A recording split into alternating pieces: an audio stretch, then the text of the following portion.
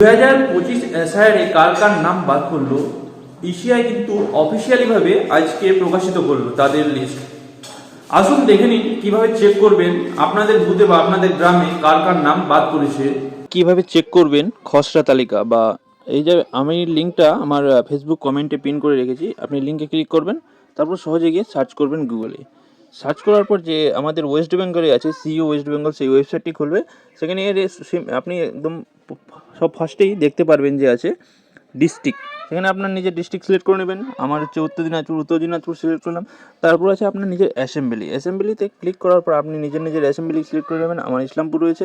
তারপর এখানে দেখতে পারবেন আপনার ইসলামপুরের অন্তর্গত যত সব আপনার যে বুথ রয়েছে সবকটি বুথ কিন্তু এখানে শো করাই দেবে।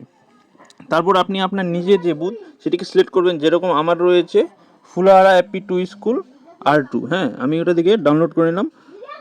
খুব সহজেই কিন্তু ডাউনলোড হয়ে যাবে। তো আপনারা নিজেই চেক করতে পারবেন আপনার নিজের বুথের যে কতগুলো লিস্টের নাম বাদ পড়েছে, আর কি কতগুলো নাম বাদ পড়েছে।